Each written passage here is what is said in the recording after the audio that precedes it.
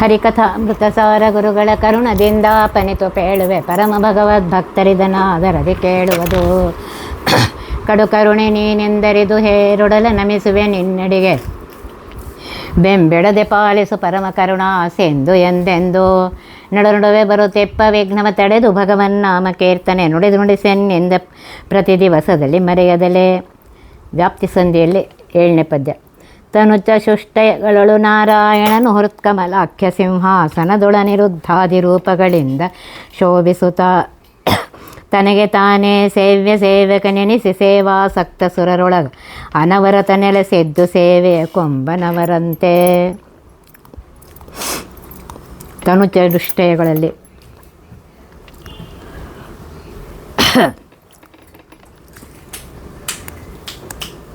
ಲಿಂಗ, ಅನಿರುದ್ಧ, ಸ್ಥೂಲ, ಜೀವ ಈ 4 ಶರೀರಗಳಲ್ಲಿ ಹೃತ್ಕಮಲವೆಂಬ ಸಿಂಹಾಸನದಲ್ಲಿ ಕುಳಿತು ಅನಿರುದ್ಧಾದಿ 4 ರೂಪಗಳಿಂದ ಶೋಭಾಯಮಾನನಾಗಿದ್ದು ತನಗೆ ತಾನೇ ಸೇವೆ ಕೈಕೊಳ್ಳುವನಾದ್ದರಿಂದ ಸೇವ್ಯನೆಂದು, ಸೇವಾಸಕ್ತ ಸೇವೆ ಮಾಡತಕ್ಕ ಬ್ರಹ್ಮಾದಿ ದೇವತೆಗಳಲ್ಲಿ ಸೇವಕನೆಂದು ಎನಿಸಿ ಪೂಜಾ ಮಾಡಿಸಿಕೊಳ್ಳುವವನು ಅವನೇ. ಅನವರತ ಸಂತತ ನಿತ್ಯದಲ್ಲಿಯೂ ನೆಲೆಸಿದ್ದು ಅಂದರೆ ವ್ಯಾಪ್ತನಾಗಿದ್ದು ಪ್ರೇರಕನಾಗಿದ್ದು ಸೇವೆಯ ಕೊಂಬನವರಂತೆ ಯಾರು ಯಾವ ಪ್ರಕಾರ ಸೇವಿಸುತ್ತಾರೋ ಅವರವರ ಯೋಗ್ಯತಾನುಗುಣಸಾರವಾಗಿ ಅವರ ಸೇವೆಯನ್ನು ಕೈಕೊಂಡು ಉದ್ಧಾರ ಮಾಡ್ತಾನೆ.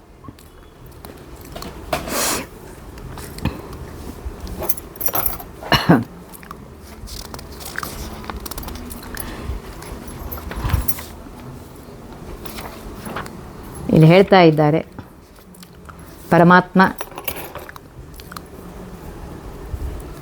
ತತ್ವಾಭಿಮಾನಿ ದೇವತೆಗಳ ಅಂತರ್ಗತನಾಗಿರುವುದರಿಂದ ಸೇವಕ ಅಂತ ಅನಿಸ್ಕೊಳ್ತಾನೆ. ಅದನ್ನೇ ಸೇವಾಸಕ್ತ ಸುರರೊಳಗೆ ಅನವರತ ನೆಲೆಸಿದ್ದು ಅಂತ ಹೇಳಿದ್ದಾರೆ. ಅಥವಾ ಸಂಕರ್ಷಣ ಪ್ರದ್ಯುಮ್ನ ರೂಪಗಳು ಸೇವ್ಯ ರೂಪಗಳು, ನಾರಾಯಣ ಅನಿರುದ್ಧ ರೂಪಗಳು ಸೇವಕ ರೂಪಗಳು ಅಂತ ಇಟ್ಕೋಬೋದು. ಕ್ಷೀರಸಾಗರದಲ್ಲಿ ಮಲಗಿರುವ ಪರಮಾತ್ಮನೇ ಪುರುಷ ರೂಪನಾಗಿದ್ದಾನೆ. ಮನುಷ್ಯರಲ್ಲಿ ಪುರುಷಾಕಾರದಿಂದ ಸಂಕರ್ಷಣ ಪ್ರದ್ಯುಮ್ನರಿರುತ್ತಾರೆ. ಪಶುಗಳಲ್ಲಿ ನಾರಾಯಣ ಅನಿರುದ್ಧ ಇರ್ತಾರೆ.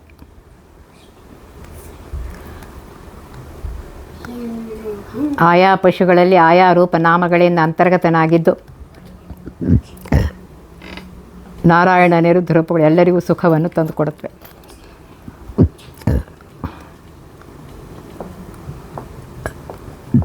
ಈ ರೀತಿಯಾಗಿ ಪರಮಾತ್ಮ ಸರ್ವತ್ರದಲ್ಲೇ ವ್ಯಾಪ್ತನಾಗಿದ್ದಾನೆ. ಹೀಗೆ 4 ರೂಪಗಳಿಂದ ಸೇವ್ಯ ಸೇವಕ ಭೋಕ್ತೃ ಭೋಗ್ಯ ರೂಪಗಳಿಂದ ಸ್ವತಃ ತಾನೇ ವಿಹಾರ ಮಾಡ್ತಾನೆ ಅಂತ ಹೇಳ್ತಾ ಇದ್ದಾರೆ.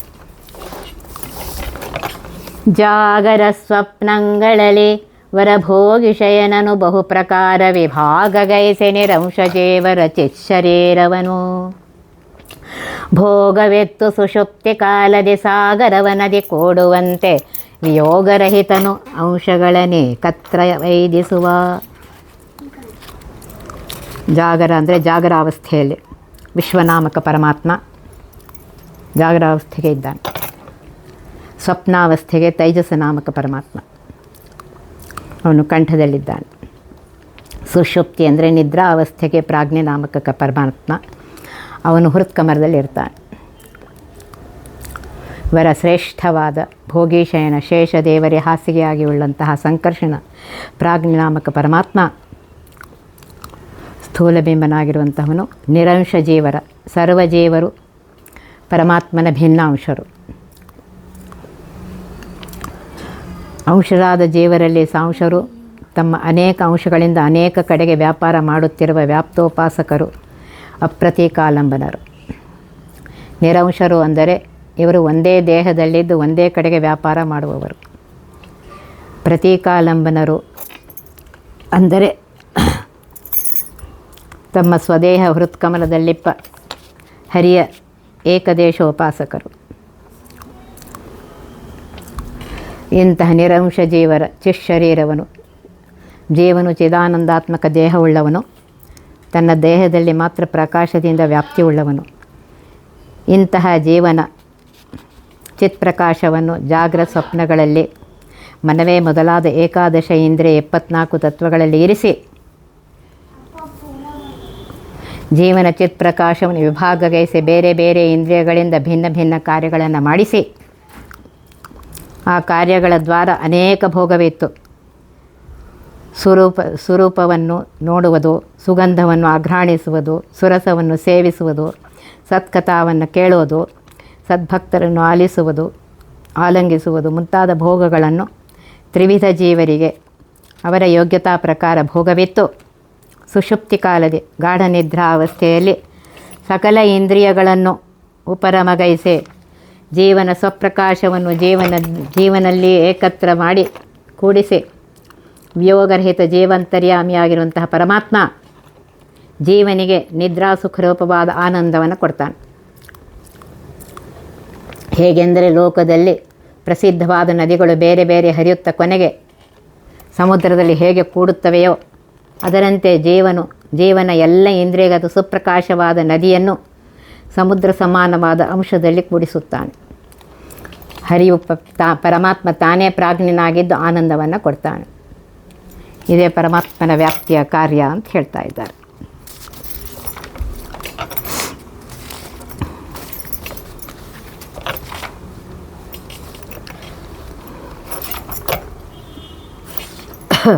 ಭಾರ್ಯರೆಂದೊಡಗೂಡೆ ಕಾರಣ ಕಾರ್ಯವಸ್ತುಗಳಲ್ಲಿ ಪ್ರೇರ್ಯ ರೂಪಗಳಿಂದ ಪಟುತಂತುಗಳ ಓಲಿದ್ದು ಸೂರ್ಯಕಿರಣಗಳಂತೆ ತನ್ನಯ ವೀರ್ಯದಿಂದಲೇ ಕೊಳುತಿಹ ಅನಾರ್ಯರಿಗೆ ಈತನೇ ವಿಹಾರವು ಗೋಚರಿಪುದೇನು.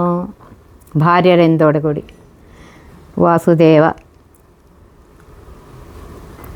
ಸಂಕರ್ಷಣ, ಪ್ರದ್ಯುಮ್ನ ರೂಪಗಳಿಂದ ಇರುವಂತಹ ಪರಮಾತ್ಮ ಆ ರೂಪಗಳಿಗೆ ಪತ್ನಿಯಾಗಿ ಅವತಾರ ಮಾಡಿರುವಂತಹ ಮಹಾಲಕ್ಷ್ಮೀ ದೇವಿ ಜೊತೆಗೆ ಕೂಡಿಕೊಂಡಿದ್ದು ಕಾರಣ ಕಾರ್ಯವಸ್ತುಗಳಲ್ಲಿ ಕಾರಣವಾದ ವಸ್ತುಗಳಲ್ಲಿ ಕಾರಣ ರೂಪದಿಂದಲೂ ಕಾರ್ಯವಸ್ತುಗಳಲ್ಲಿ ಕಾರ್ಯಗತ ರೂಪದಿಂದಲೂ ಅಥವಾ ಕಾರಣವಾದ ಮೂಲ ಪ್ರಕೃತಿಯಲ್ಲಿಯೂ ಕಾರ್ಯವಾದ 24 ತತ್ವಗಳಲ್ಲಿಯೂ ಅಥವಾ ಸ್ವತಃ ಕಾರಣ ರೂಪದಿಂದಲೂ ಬ್ರಹ್ಮಾದಿ ದೇವತೆಗಳಲ್ಲಿ ಕಾರ್ಯರೂಪದಿಂದಲೂ ತನ್ನ ಪತ್ನಿಯಾಗಿರುವಂತಹ ಮಹಾಲಕ್ಷ್ಮೀ ದೇವಿಯ ರೂಪಗಳಿಂದಲೂ ಒಡಗೂಡಿ ಪ್ರೇರ್ಯ ರೂಪಗಳಿಂದ ಆಯಾ ಮೂಲ ಕಾರಣಗಳಲ್ಲಿಯೂ ಪ್ರೇರಕ ವಸ್ತುಗಳಲ್ಲಿಯೂ ಪ್ರೇರಕ ರೂಪಗಳಿಂದ ಹಾಗೂ ಕಾರ್ಯ ಹಾಗೂ ಪ್ರೇರ್ಯ ವಸ್ತುಗಳಲ್ಲಿ ಪ್ರೇರಕತ ನಿಯಾಮಕ ರೂಪಗಳಿಂದಲೂ ಪಂಟುತಂತು ಓಲಿದ್ದು ವಸ್ತ್ರದಲ್ಲಿ ಹೇಗೆ ನೂಲಿನ ಎಳೆಗಳು ಸರ್ವತ್ರದಲ್ಲಿ ತುಂಬಿ ವ್ಯಾಪಿಸಿರುತ್ತದೆ ಹಾಗೆ ಓತಪ್ರೋತನಾಗಿ ವ್ಯಾಪಿಸಿ ಸೂರ್ಯಕಿರಣಗಳಂತೆ ಸೂರ್ಯನ ಸ್ವರೂಪವಾಗಿರುವ ಕಿರಣಗಳಂತೆ ಅಭಿನ್ನವಾದ ತನ್ನ ರೂಪಗಳಿಂದ ಅಥವಾ ಸೂರ್ಯನು ಕಿರಣಗಳಿಂದ ಭೂಮಿಯನ್ನು ವ್ಯಾಪಿಸಿ ರಸವನ್ನು ಸ್ವೀಕರಿಸಿಕೊಡುವಂತೆ ತನ್ನ ರೂಪಗಳಿಂದ ಜಗತ್ತು ಜೀವರಲ್ಲಿ ವ್ಯಾಪಿಸಿದ್ದು ತನ್ನಯ ವೀರ್ಯದಿಂದಲೇ ಕೊಳುತಿಹ ತನ್ನ ಅಚಿಂತ್ಯ ಅದ್ಭುತ ಸಾಮರ್ಥ್ಯದಿಂದ ಕೊಡುವ ಹಾಗೂ ತೆಗೆದುಕೊಳ್ಳುವ ಜೀವರಲ್ಲಿ ನಿಯಾಮಕನಾಗಿ ಆಯಾ ವ್ಯಾಪಾರಗಳನ್ನು ಪರಿವರ್ತಿಸುತ್ತಾ ಇದ್ದಾನೆ.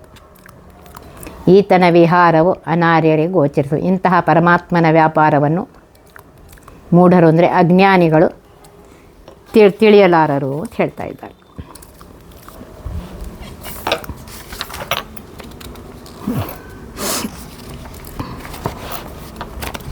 ಜನಕ ತನ್ನಾತ್ಮಗೇವರ ಭೂಷಣ ದುಕೂಲವ ತೊಡಿಸಿ ತಾವಂದನೆಯ ಕೈಕೊಳುತ್ತವನ ಹರಸುತ ಹರ್ಷ ಪಡುವಂತೆ ವನರು ಹೇಕ್ಷಣ ಪೂಜ್ಯಕ್ಕೆ ನೆನೆಸಿ ಪೂಜಾ ಸಾಧನ ಪದಾರ್ಥನು ತನಗೆ ತಾನಾಗಿ ಫಲಗಳ ನೀವ ಭಜಕರಿಗೆ.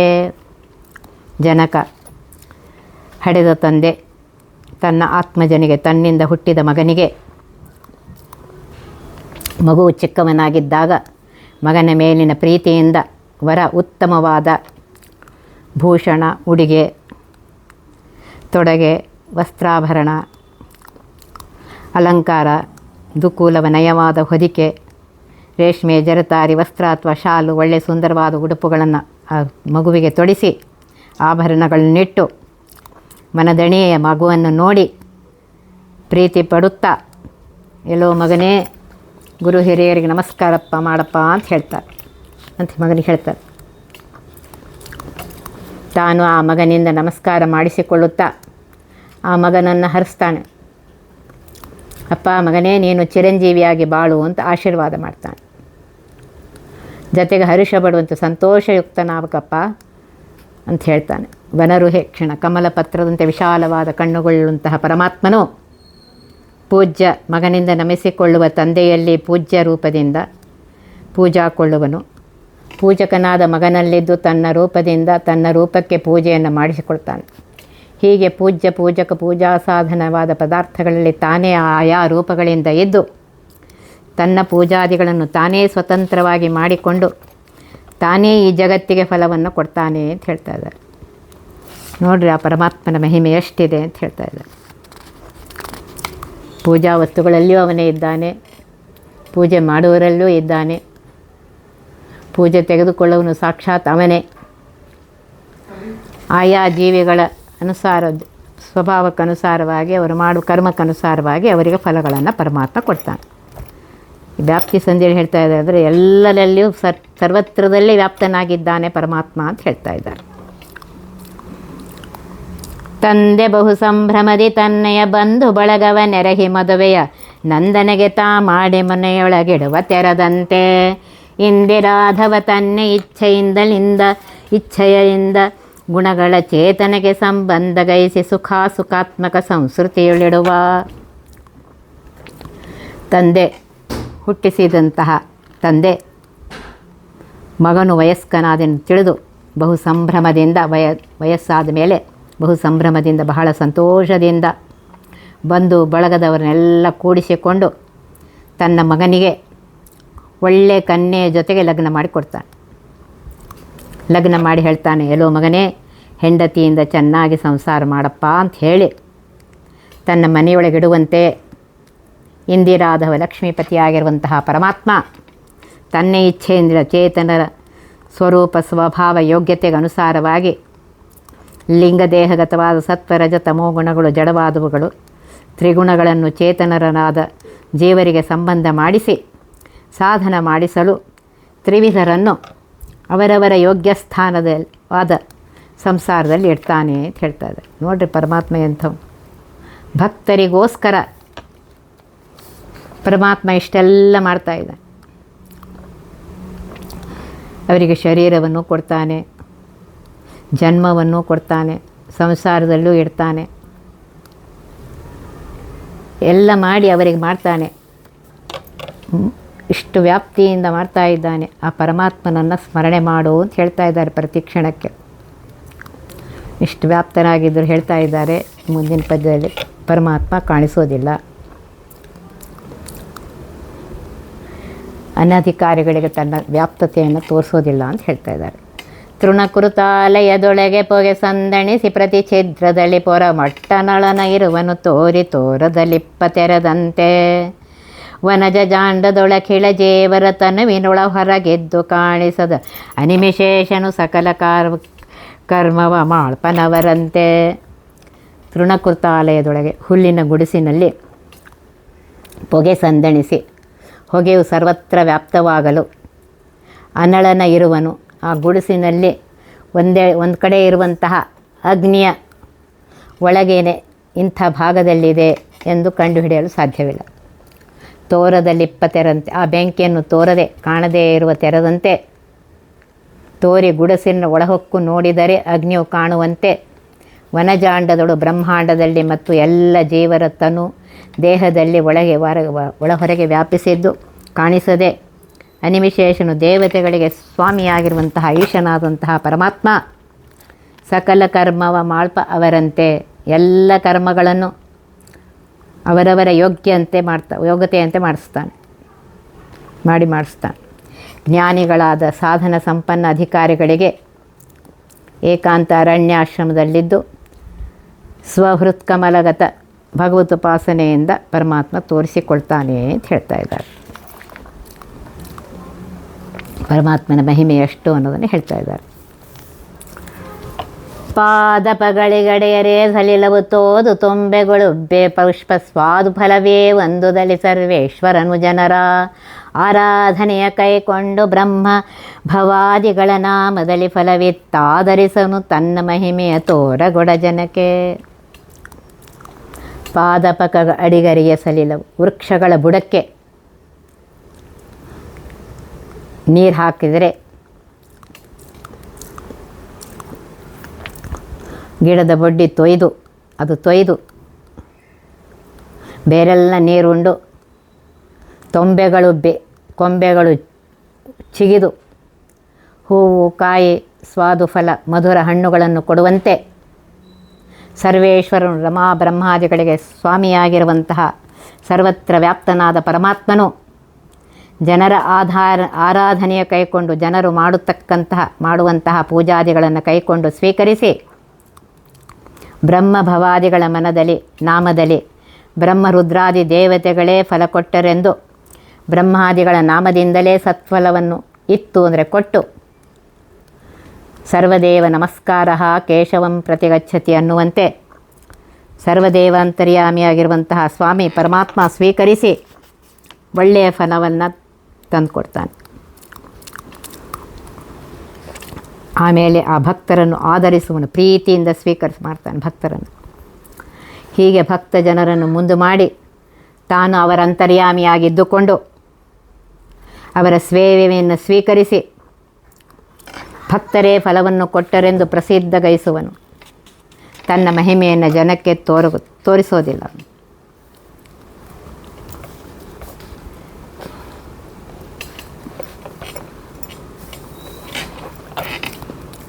ಆದ್ದರಿಂದ ಆ ಪರಮಾತ್ಮನ ವ್ಯಾಪ್ತಿಯನ್ನು ಎಷ್ಟು ಚೆನ್ನಾಗಿ ಹೇಳ್ತಾ ಇದ್ದಾರೆ. ಎಲ್ಲ ಕಡೆಗೂ ವ್ಯಾಪ್ತನಾಗಿದ್ದಾನೆ, ಎಲ್ಲ ದೇವತೆಗಳಲ್ಲಿ ವ್ಯಾಪ್ತನಾಗಿದ್ದಾನೆ. ಎಲ್ಲ ಕಡೆಗೂ ಇದ್ದು ನಾವು ಮಾಡುವ ಸೇವೆಯನ್ನು ಪರಮಾತ್ಮ ಸ್ವೀಕಾರ ಮಾಡ್ತಾನೆ. ಶ್ರುತಿತತಿಗಳಿಗೆ ಗೋಚರಿಸದ ಪ್ರತಿಮ ಜ್ಞಾನಾನಂದಾತ್ಮಕನಚ್ಯುತ ವಿತತ ವಿಶ್ವಾಧಾರ ವಿದ್ಯಾಧೀಶ ವಿಧಿಜನಕ. ಪ್ರತಿ ದಿವಸ ಚೇತನರೊಳಗೆ ಪ್ರಾಕೃತ ಪುರುಷನಂದದಲ್ಲಿ ಸಂಚರಿಸುತ್ತ ನಿಯಮ್ಯ ನಿಯಾಮಕನು ತಾನಾಗಿ ಸಂತೈಪ. ಶ್ರುತಿತತಿಗಳಿಗೆ ವೇದರಾಶಿಗಳಿಗೆ ಗೋಚರಿಸದ ಕಾಣಿಸದೇ ಇರುವಂತಹ ತೋರದೇ ಇರುವಂತಹ ಅಪ್ರತಿಮ ಅಸದೃಶನಾದ ಒಳ್ಳೆ ಬಲಾಢ್ಯನಾದ ಶೂರನಾದ ಅಜ ಜನರಹಿತನಾಗಿರುವಂತಹ ಆನಂದಾತ್ಮ, ಆನಂದವೇ ದೇಹವಾಗಿ ಉಳ್ಳಂತಹ ಅಚ್ಯುತಿರಹಿತನಾಗಿರುವಂತಹ ಪರಮಾತ್ಮ ವಿತತ ಅಂದರೆ ಸರ್ವತ್ರ ಜಗದ್ವ್ಯಾಪ್ತನಾಗಿದ್ದುಕೊಂಡು ಜಗದಾಧಾರ ವಿಶ್ವಾಧಾರನಾಗಿ ಜಗತ್ತಿನ ಆಧಾರನಾಗಿದ್ದಾನೆ. ಸಕಲ ಜಗತ್ತಿನ ಆಧಾರ ಆಶ್ರಯನಾಗಿದ್ದಾನೆ. ವಿದ್ಯಾಧೀಶ ಸಕಲ ವೇದ ವಿದ್ಯಾಭಿಮಾನಿಯಾಗಿದ್ದಾನೆ. ರಮಾದೇವಿಯ ಪತಿಯಾಗಿದ್ದಾನೆ. ವಿಧಿಜನಕ ಬ್ರಹ್ಮದೇವರ ತಂದೆಯಾಗಿರುವಂತಹ ಪರಮಾತ್ಮನು ಅವನೇ ಬಿಂಬ. ಸಕಲ ಚೇತನರೊಳಗೆ ಎಲ್ಲ ಜೀವರಲ್ಲಿ ಪ್ರಾಕೃತ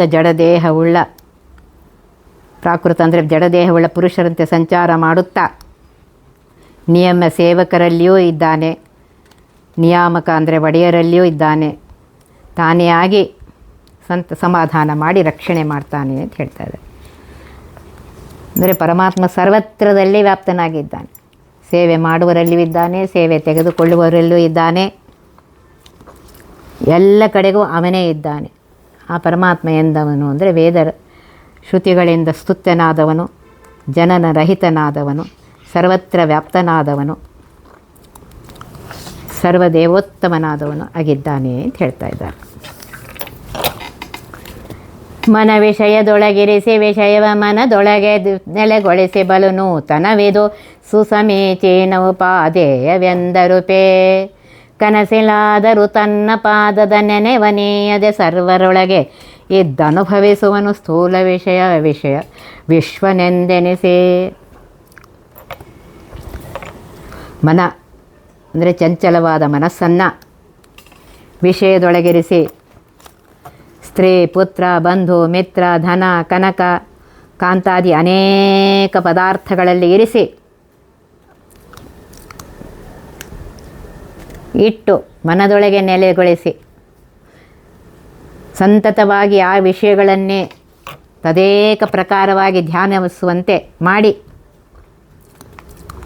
ಆ ದಾರಾಪುತ್ರಾದಿ ಅನೇಕ ವಿಷಯಗಳು ಬಲು ನೂತನ ನಿತ್ಯದಲ್ಲಿ ಬಹು ಹೊಸವು ಅಂತ ಮನಕ್ಕೆ ತೋರಿಸುತ್ತಾ ಈ ವಿಷಯ ಈ ಇಂದ್ರಿಯಜನ್ಯ ಕಾಮಾದಿಗಳು ಸುಸಮೀಚೀನ ಬಹಳ ಒಳ್ಳೆಯದು ಯೋಗ್ಯವಾಗಿದೆ ರುಚಿಯಾದದ್ದು ಅಂಥೇಳಿಸಿ ಅನಿಸಿ ಉಪಾದೇಯ ಅಂಗೀಕರಿಸತಕ್ಕ ವಿಷಯ ಬಿಡುವುದಲ್ಲ ಅಂಥೇಳಿ ಅರುಪೇಂದ್ರ ಮನಸ್ಸಿಗೆ ತಿಳಿಸಿ ಕನಸಿನಲ್ಲಾದರೂ ಶ್ರೀಹರಿಯು ತನ್ನ ಪಾದದ ನೆನವು ಸ್ಮೃತಿಯನ್ನು ಸಹ ಕೊಡದೆ ಸರ್ವರೊಳಗೆ ಸಂಸಾರದಲ್ಲಿ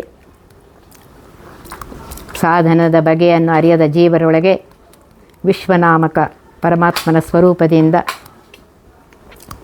ಜಡೇಂದ್ರಿಯಗಳಿಂದ ಜಾಗೃತಾವಸ್ಥೆಯಲ್ಲಿ ಸರ್ವಸ್ಥೂಲ ವಿಷಯಗಳನ್ನು ಜೀವನಿಗೆ ಅನುಭವಿಸಲಿಕ್ಕೆ ಪ್ರೇರಿಸಿ ತಾನು ವಿಷಯದೊಳಗಿದ್ದು ಸ್ಥೂಲ ಭೋಗ್ಯ ಪದಾರ್ಥಗಳನ್ನು ಜೀವರಂತೆ ಅನುಭೋಗಿಸುವ ಜೀವರಿಂದ ವಿಷಯ ಅನುಭವಿಸಲು ಆ ವಿಷಯ ತಾನಿದ್ದು ವಿಶ್ವ ಪ್ರೇರಿಸಿ ವಿಷಯಗತ ತನ್ನ ಸ್ವಕೀಯ ಸ್ವಾಖ್ಯರ ಶುಭರಸವನ್ನು ಸ್ವೀಕಾರ ಮಾಡ್ತಾನೆ. ನೋಡ್ರಿ ಆ ಪರಮಾತ್ಮನ ಮಹಿಮೆ ಎಷ್ಟಿದೆ. ಎಲ್ಲ ಕಡೆಗೂ ವ್ಯಾಪ್ತನಾಗಿದ್ದುಕೊಂಡು ನಮ್ಮ ಜೀವಿಗಳಿಗೆ ಅವರ ಕರ್ಮಾನುಸಾರವಾಗಿ ಪರಮಾತ್ಮ ಆ ರೀತಿ ಮಾಡಿಸ್ತಾನೆ ಅಂತ ಹೇಳ್ತಾ ಇದ್ದಾರೆ.